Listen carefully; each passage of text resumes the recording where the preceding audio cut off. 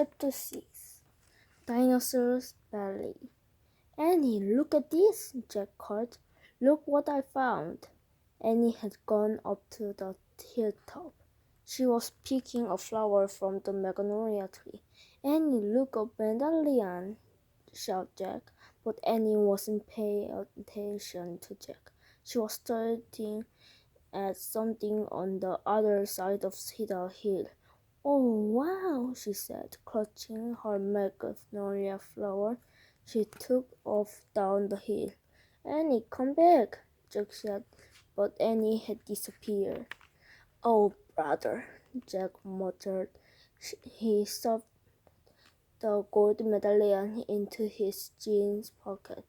Then Jack heard Annie's shriek. Annie, he said. Jack heard another sound as well, a deep, bellowing sound like a tuba. Jack, come here, quick! Annie called. Jack raced up the road. When he got to the top, he gasped.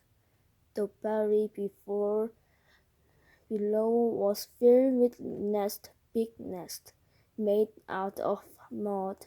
The nests were filled with tiny dinosaurs.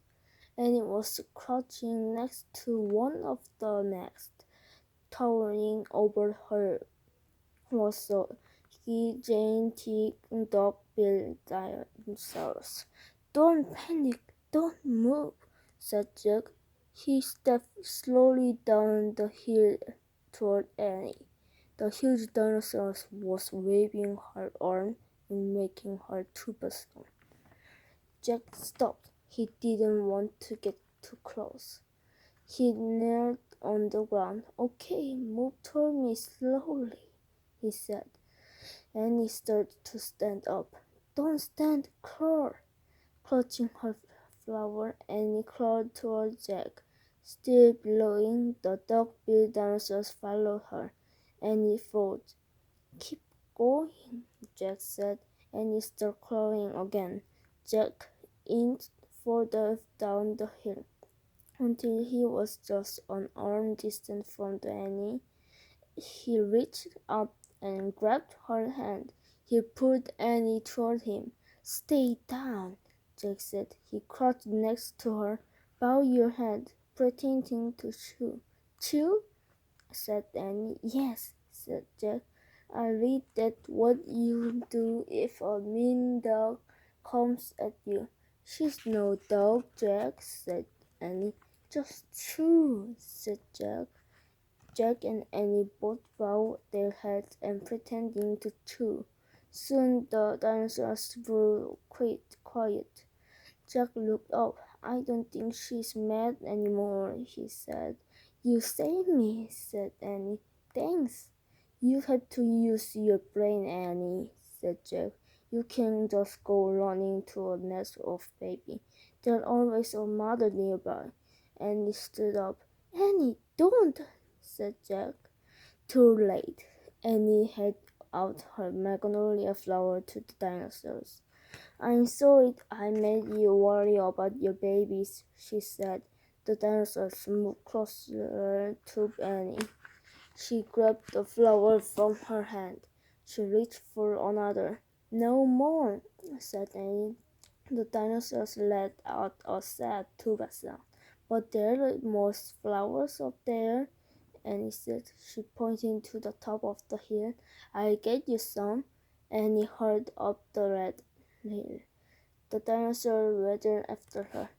Jack quickly looked at the dinosaur babies. Some were crawling out of their nest.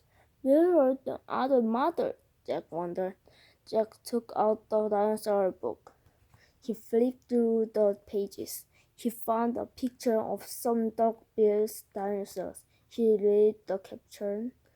The Anthonanosaurus live in colonies, while a few mother babies at the nest, others look for food. So there were probably more mothers close by looking for food. Hey, Jack, Annie called. Jack looked up. Annie was at the top of the hill feeding magnolia flower to the giant Anthonanosaurus. guess what? Annie said. She's nice too. Suddenly, the dinosaurs made her terrible tuba sound. Annie crouched down and started to chew. The dinosaur charged down the hill. She seemed afraid of something. Jack put the book on the top of his book peg. He hurried to Annie. I wonder why she ran away, said Annie. We are starting to be friends. Jack looked around. What he saw in the distance almost made him faint. An enormous monster was coming across the plain. The monster was walking on two strong legs. It was swinging a long, thick tail and dangling two tiny arms. It had a huge head, and its jaws were wide open. Even far away, Jack could see its long, grimy teeth. Tyrannosaurus Rex, whispered Jack.